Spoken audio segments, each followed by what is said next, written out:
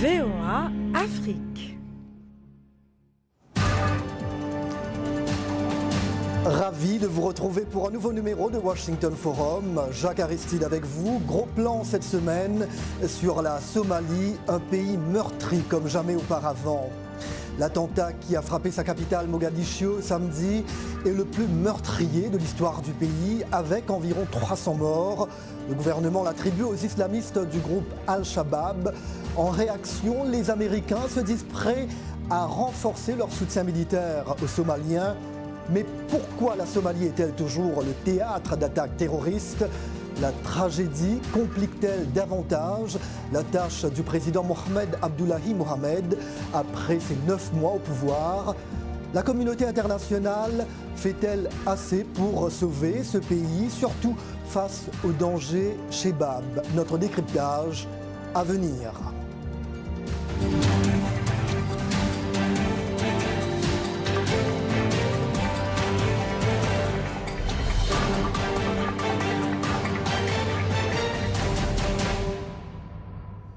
Bienvenue et mille merci pour votre fidélité à Washington Forum. Les Somaliens sont tristement habitués aux attentats fréquemment perpétrés dans leur pays. Mais l'ampleur de l'attaque au camion piégé samedi à Mogadiscio les a choqués. Le lendemain, ils sont descendus nombreux dans les rues de la capitale avant d'entamer à partir de lundi 3 jours de deuil. Retour sur ce drame avec Dili Diko.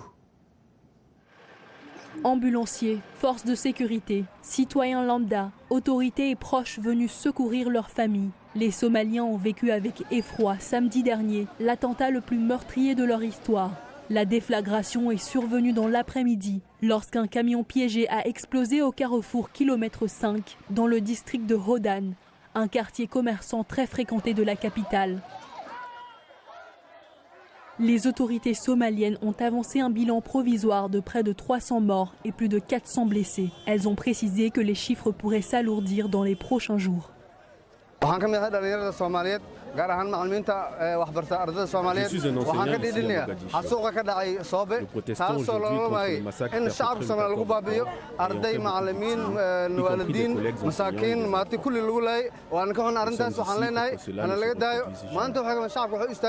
le 14 Des bâtiments et des véhicules ont fortement été endommagés sur des centaines de mètres. Et l'explosion a brisé des vitres à près d'1 kilomètre à la ronde. Selon les experts, au moins 500 kilos d'explosifs auraient servi à commettre cet acte de terreur.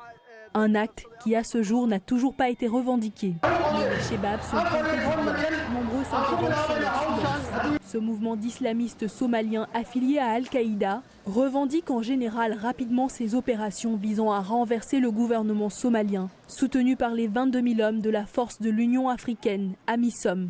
waxaan maanta taaganahay maxaan ku radaa masiibada nagu dhacday 14 Oktoobar 2017 waa maalin annaga haddaan nahay ummadda Soomaaliyeed dhammaanteen qulubteena ku wada weyn waa maalin aynu aad uga wada murugoonay waa maalin ay ka siman yihiin qof walba oo diirnaxa oo Soomaalinimo ay ku jirto ay ka siman tahay dareenka Soomaalinimo waxa weeye waxaan rabaa baaq inaan u diro dhammaan ummadda Soomaaliyeed baaqna inaan u diro madaxda ummadda Soomaaliyeed yiraahdo madaxda u nahay baan rabaa loo baaqna diro baaqa koowaad diray waxay tahay Soomaaliya isku tashada gaar ahaan dhalinyarada waddankeena ninka iskale cid u maqana ma jirto cid dhimanaysa waa annaga cid baabaaysa waa annaga cid kale ma aha. En 2016, au moins 723 personnes ont été tuées et 1116 blessées dans des attaques à la bombe en Somalie. Et le précédent attentat le plus meurtrier du pays avait fait 82 morts et 120 blessés en octobre 2011. L'ampleur de cette nouvelle tragédie a donné lieu à un fort élan de solidarité de la communauté internationale et de la diaspora. Dili Diko, merci bien Dili. Pour mieux comprendre la tragédie somalienne, j'accueille 3 invités dans cette émission. Avec moi sur ce plateau à New York, Souleymane Baldo, expert indépendant des Nations Unies. Il s'intéresse notamment aux questions sécuritaires en Afrique. En ligne de Paris, Roland Marchal, chercheur au Centre d'études et de recherches internationales de Sciences Po Paris. Il est spécialiste des conflits africains. Et du studio de la VOA à Washington DC, Hussein Aden, notre collègue du service somalien de La Voix de l'Amérique. Je commence par vous, Hussein, parce que la VOA est également malheureusement endeuillé par ce drame. 2 Somaliens qui avaient des liens avec la VOA ont été tués dans l'attaque de samedi. Il s'agit de Ahmed Abdikarim Eyo et Ali Nour Siad. Nous présentons toutes nos condoléances à leurs familles et proches. Alors, quant à Abdul Kadir Mohamed Abdul, l'un des correspondants du service somalien à Mogadiscio, il a lui été blessé. Que pouvez-vous nous dire sur eux? Oui, Abdul Qadir Abdullah a été blessé lors de l'expulsion du week-end. M. Abdullah a eu une main cassée, des brûlures sur son corps, des éclats d'obus à la tête et au cou. Il a été évacué en Turquie pour traitement médical. Sa situation est très bonne maintenant. Malheureusement, le caméraman somalien indépendant Ali Nour Siad a été tué dans l'expulsion de Mogadiscio alors qu'il était en mission pour la VOA. M. Ahmed Abdikarim Eyo a péri lui aussi dans cet attentat. Il était un ami de la Voix de l'Amérique et il avait notamment participé à l'organisation d'une table ronde de la VOA sur la Somalie. Au niveau de l'enquête, quels sont les derniers éléments dont vous disposez, Hussein? Les autorités ont-elles identifié les auteurs de l'attentat? Le gouvernement somalien n'a pas donné officiellement la dernière information sur l'enquête en cours, mais cette expulsion est arrivée en un moment critique. Elle s'est produite alors qu'il y a des crises qui sévissent dans la région du Golfe. Il y a des informations disant que la cible était la base militaire turque à Mogadiscio. Nous savons que la Turquie et le Qatar sont des alliés contre les Émirats et les Saoudiens. Et selon certains analystes, la crise du Golfe pourra avoir un impact à l'intérieur de la Somalie. Localement, cette expulsion s'est produite alors qu'il y a des crises politiques entre le gouvernement central de la Somalie et les 5 États régionaux qui forment l'État fédéral.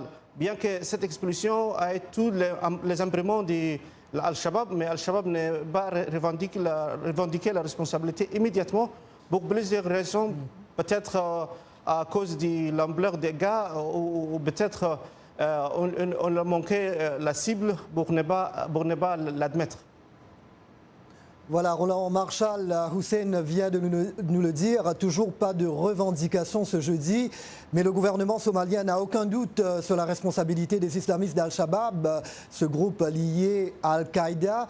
Qu'en pensez-vous? L'attentat de samedi porte-t-il la marque des Shabaab? Écoutez, disposer de 500 kilos d'explosifs n'est pas à la portée de tout le monde. Shabaab, dans les derniers mois, depuis le début de l'année, a été capable de prendre le contrôle de camps de la MISOM, Kulbio, de camps de l'armée nationale somalienne à Lantabour et également dans la proximité de Kismayo d'un camp militaire de l'organisation Raskamboni.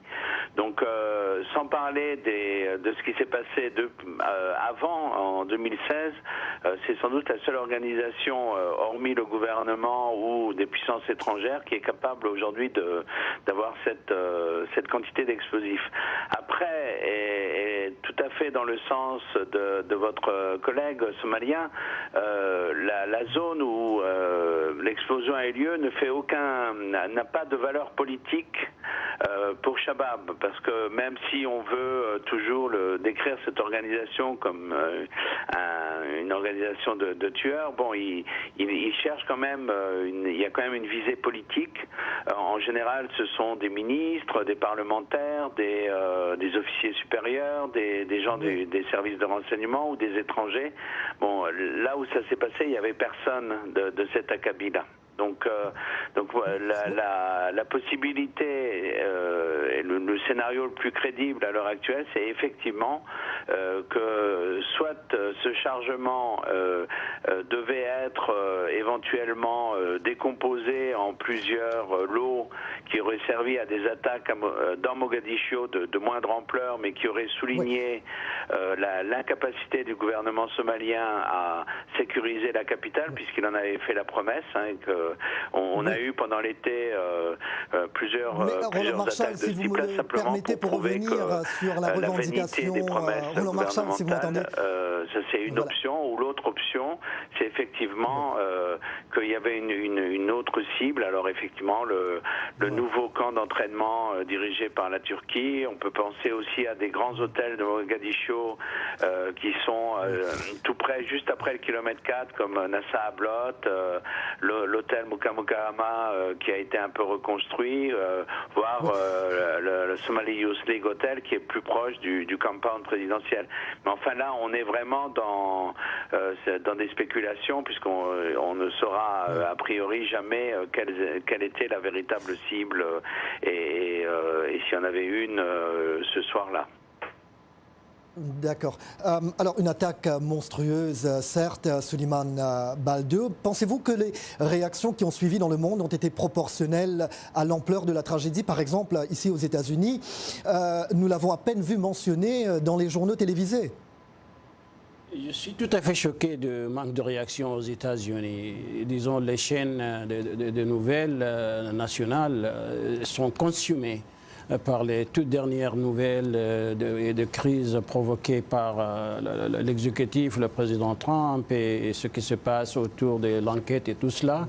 Il n'y a pas eu guère de mention de l'attentat de Mogadiscio. Je note qu'à Paris, on a éteint l'éclairage de la Tour Eiffel, qui était un geste de solidarité. Ici, le manque de réaction du gouvernement américain a fait dire aux journalistes locaux qu'il y a deux poids, deux mesures de la façon que les États-Unis réagissent aux attentats terroristes de par le monde. Et donc un peu plus d'attention à ce qui se passe à Londres ou à Paris, par exemple, que de tristes attentats qui ont eu lieu là-bas, mais peu de mentions et pas du tout de réaction au fait à cet attentat à Mogadiscio. C'est un peu du côté des médias, certainement, mais en tout cas, le gouvernement a déclaré qu'il apporterait plus de soutien. On en parlera tout à l'heure dans la deuxième partie. Mais dites-moi, l'attentat est-il également synonyme de l'échec des forces de sécurité qui, encore une fois, n'ont pas pu identifier et déjouer une telle attaque dans une capitale qu'on croyait quadrillée par de nombreux checkpoints?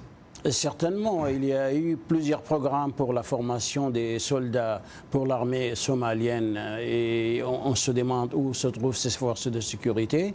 Et il est apparu un article que j'ai vu dans Le Gardien qui a mentionné que le camion a été arrêté lors d'un premier contrôle routier, mais on l'a laissé passer parce que quelqu'un a téléphoné pour dire tout est OK, n'est-ce pas? Et donc c'est sur le kilo 5 où, disons, ceux qui sont en train de manier le checkpoint ont insisté à inspecter le camion et c'est à ce moment-là qu'il a sauté d'après cet article. Et donc ça montre que les djihadistes du Shabab peut-être ont de l'influence dans des hauts niveaux, dans les organes de sécurité. C'est encore une spéculation. Oui, en fait, j'en parlais tout à l'heure avec Roland Marshall, justement parce qu'il y a eu autant de civils qui ont été tués, et peut-être comme le suggérait Hussein, peut-être que la cible prévue n'était pas celle finalement où il y a eu cette explosion. Donc vous pensez que peut-être il y a surtout cette raison qui explique le fait que les Shabab ne veulent pas revendiquer cette attaque maintenant, après autant de civils tués? Bien sûr, il y a eu un retombée très négative dans la population et on a vu la population manifester sa colère. Et donc le Shabab, du point de vue calcul politique, n'a pas revendiqué l'attentat pour ne pas avoir des retombées négatives sur sa réputation politique et tout cela. Mais du point de vue pratique, disons, aucune force d'ailleurs n'a pas cette capacité de monter une telle opération. Voilà. Je vous propose maintenant deux des nombreux commentaires sur la page Facebook de VOA Afrique. Brahima Doumbia, Bamako, Mali. La Somalie est un État fragile avec une armée incapable de contrôler tout le pays. Et malgré la présence de la MISOM, les attaques y sont fréquentes. Il faut avoir la volonté, les moyens logistiques nécessaires et les renseignements pour y faire face. Bertin Tomnabel à Mogadiscio, merci pour l'aide américaine à la Somalie. Et voilà la deuxième partie de Washington Forum. Dans quelques petits instants, le temps d'une courte pause. En plus de nos programmes sur FM et ondes courtes, La Voix de l'Amérique est en votre compagnie 24 heures sur 24 sur Internet. N'Djamena d'une trentaine de représentants d'un syndicat d'étudiants. Notez notre nouvelle adresse voaafrique.com. Tous les derniers développements sur l'actualité africaine et mondiale. Reportages photos et vidéos et vos commentaires sur voaafrique.com. À tout de suite. Washington Forum, nous braquons les projecteurs sur la Somalie après l'horrible attentat de Mogadiscio samedi. Un attentat qui a provoqué une onde de choc dans le pays, mais aussi au sein de sa diaspora, comme celle aux États-Unis. Nos collègues du service somalien ont tendu leur micro à quelques membres de la communauté somalienne de Minneapolis, dans l'État du Minnesota. There's still more to be done, subhanallah. Il nous reste encore tellement de choses à faire. Des corps qui doivent être enterrés, des enfants qui n'ont plus de parents. Et malheureusement, notre gouvernement n'a pas les fonds pour s'en occuper. Nous devons compter sur nous-mêmes. Alors j'implore tous ceux qui nous écoutent d'avoir pitié de ces victimes. Ceux qui sont morts, mais ceux qui sont vivants ont besoin de notre aide. Nous devons nous unir pour aider ceux qui en ont besoin, ceux qui sont toujours sous les décombres et ceux qui ont perdu leur maison. Il faut sauver les survivants. Ensemble, nous pouvons faire la différence. Alors je vous demande de faire les dons sur notre page GoFundMe, $50, $100. Faites un don selon vos capacités.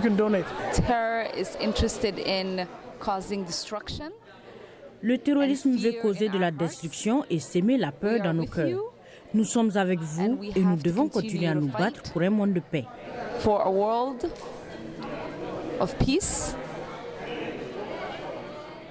Et sachez que le progrès que vous avez réalisé et ce que vous entreprenez n'est pas passé inaperçu.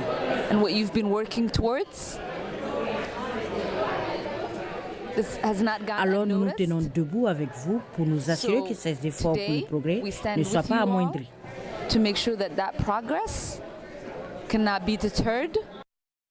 La communauté, des membres de la communauté somalienne de Minneapolis, où il y a une forte communauté somalienne évidemment. Et nous retrouvons nos invités, Souleymane Baldeu, expert indépendant des Nations Unies. Il s'intéresse notamment aux questions sécuritaires en Afrique. Du studio de la VOA dans la capitale américaine, Hussein Aden, notre collègue du service somalien de la Voix de l'Amérique. Et de Paris, Roland Marchal, chercheur au Centre d'études et de recherches internationales de Sciences Po Paris. Roland Marchal, Al-Shabaab a juré la perte du gouvernement somalien, un gouvernement soutenu par la communauté internationale et par les 22 000 hommes de l'AMISOM, cette force de l'Union africaine. Que veulent les Shabaab exactement? Les a-t-on sous-estimés ces derniers temps, d'après vous? Écoutez, je crois que d'abord, évidemment, on a toujours trop tendance à sous-estimer ses ennemis et peut-être on a aussi trop tendance d'abord à croire que on est d'emblée, par définition, le côté du bien et la seule solution pour ce pays. Ce qui fait que finalement, on ne fait pas ce qu'il faudrait être fait et on s'inscrit dans un cercle vicieux qui dure depuis des années. La communauté internationale a voulu soutenir ce gouvernement et en faire un instrument de réconciliation nationale. Si vous voulez, on peut aujourd'hui douter que ce gouvernement gouverne, et ça concerne non seulement l'échelon national à Mogadiscio, mais également les États fédérés.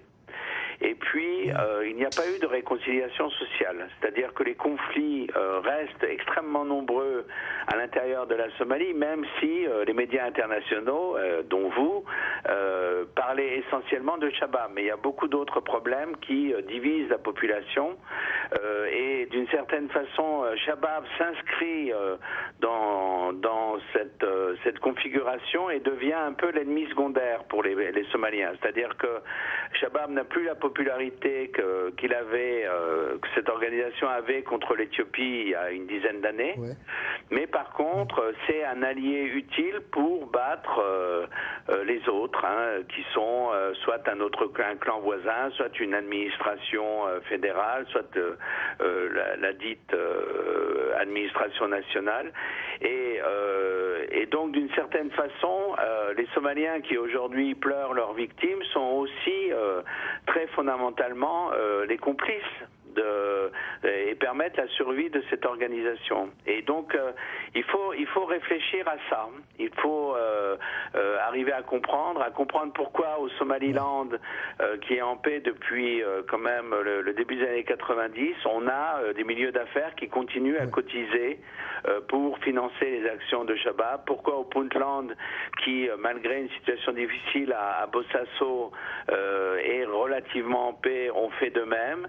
Et pourquoi d'une certaine façon, dans les campagnes somaliennes, contrairement à ce que peut-être on voudrait, nous occidentaux, une partie de la population se retrouve derrière Shabab parce que finalement de l'autre côté, il y a un pouvoir et des clans qui, durant les plus de 25 ans de guerre civile, les ont maltraités. Ouais. Suleiman Baldeu, le carnage de samedi aura-t-il un impact sur la guerre contre les Shabab? Question peut-être un peu évidente, mais il faut la poser quand même. La réponse des États-Unis en disant qu'il soutiendra l'armée somalienne et appuiera ses efforts militaires dans le pays montre le type d'appui qui est venu en réponse à cet attentat, c'est-à-dire un appui au niveau sécuritaire. Or, le problème, bien sûr, va aussi au-delà de sécuritaire. Il est complexe, il est social et ça concerne aussi le développement, le problème de malgouvernance, de corruption rampante dans le pays. Et ce qui fait que, en fin de compte, il faut vraiment des solutions compréhensives. Et on ne peut pas seulement continuer à pomper disons, de l'appui militaire alors que les problèmes de développement économique et de malgouvernance ne sont pas adressés pour stabiliser la Somalie et le faire sortir de cet état de crise perpétuelle. Oui, parce qu'il y a cette anarchie qui se poursuit depuis des années, n'est-ce pas? Alors, en fait, vous l'avez mentionné, il y a l'armée américaine qui a déjà une force de 400 personnes sur le terrain. Bon, c'est pas beaucoup, évidemment, mais Washington se dit désormais prêt à renforcer son appui au gouvernement somalien. Qu'en pensez-vous? Disons, les États-Unis est déjà engagé sur le plan militaire. Il a une force sur place, des forces spéciales. Et là aussi, disons, des avions sans pilote et d'appui aérien ponctuels pour faire des bombardements sur des cibles identifiées en tant que Shabab. Et donc, augmenter cette capacité, ça veut dire on va augmenter la capacité sécuritaire, mais sans s'adresser aux racines des problèmes qui font que la Somalie continue encore à être un pays faible et fragile. Hussein Aden, nous l'avons vu, de nombreux habitants de Mogadiscio sont descendus dans la rue pour crier leur colère contre les auteurs de cette attaque, mais sont-ils également furieux contre le gouvernement pour n'avoir pas pu prévenir le drame? Le peuple somalien est toujours sans le choc, car il s'agit de la plus grande explosion de l'histoire somalienne. Les gens sont toujours confrontés aux dégâts causés par l'explosion. Mais cette attaque a aussi pointé quelques problèmes qui ont besoin d'attention. Elle a montré à quel point l'armée et la police somalienne sont faibles et ont besoin de plus d'informations et de soutien. Elle a également montré l'échec et l'inefficacité de la mission de maintien de la paix de l'Union africaine en Somalie, la MISOM, car après 10 ans de présence, les Shabab sont toujours là. Il est difficile pour le moment de voir une solution politique en vie, de voir aussi à cette situation en Somalie, car aucun groupe ne peut gagner sans le soutien d'autres parties prenantes, notamment de ces États régionaux. Oui, et au cours d'un rassemblement mercredi à Mogadiscio, à la mémoire des victimes, le président somalien Abdullahi Mohamed a promis d'intensifier la guerre contre les Shabab. Nous l'écoutons. Al-Shabaab a commencé par tuer 10 personnes. Nous avons gardé le silence. Puis ils ont tué 20 personnes. Puis ils ont tué 100 personnes. Ils ont tué 300 innocents civils somaliens. Ils ont commencé à attaquer les hôtels. Nous avons alloué 14 millions de dollars américains d'une part à la lutte contre Al-Shabaab et d'autre part à la création des centres pour les orphelins. Nous commencerons par les orphelins laissés par les personnes qui ont été massacrées récemment par Al-Shabaab dans cet attentat à la bombe.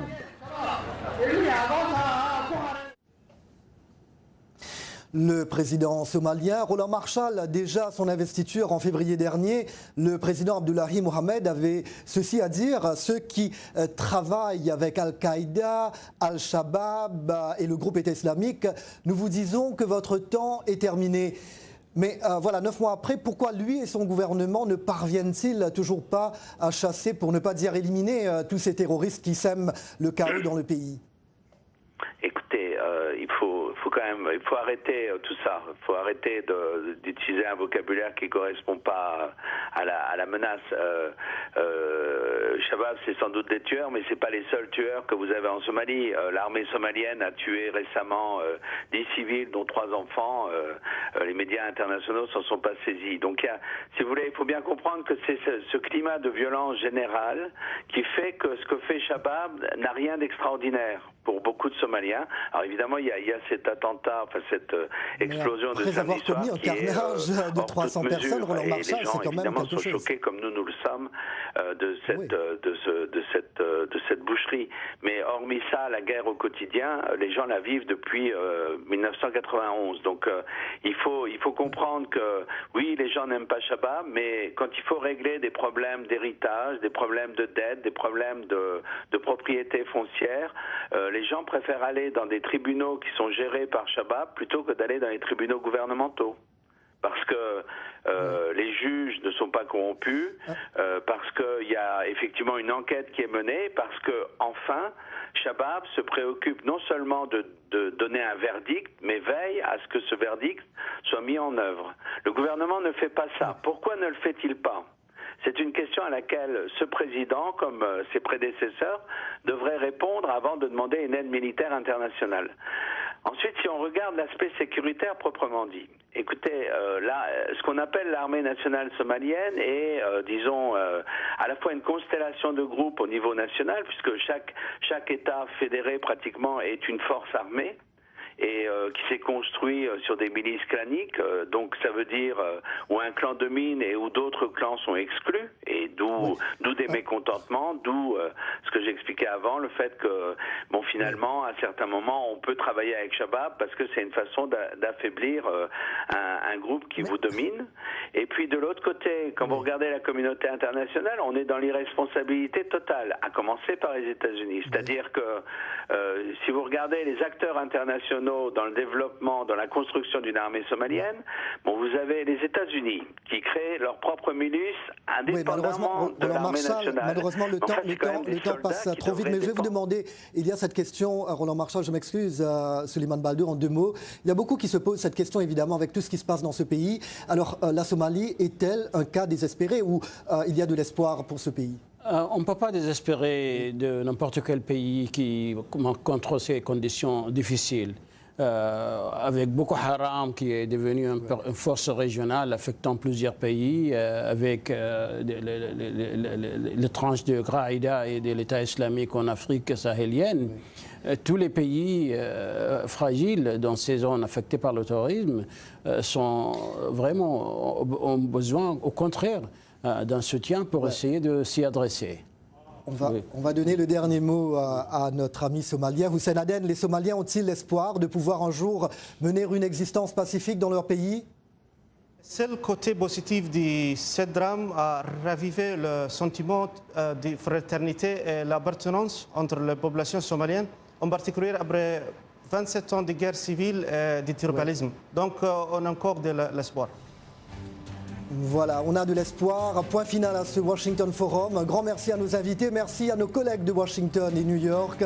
Et bien évidemment, merci à vous, chers amis fidèles de la VOA. Merci de nous avoir accueillis chez vous une fois encore cette semaine. C'était Jacques Aristide. Je vous dis à très bientôt. Take care.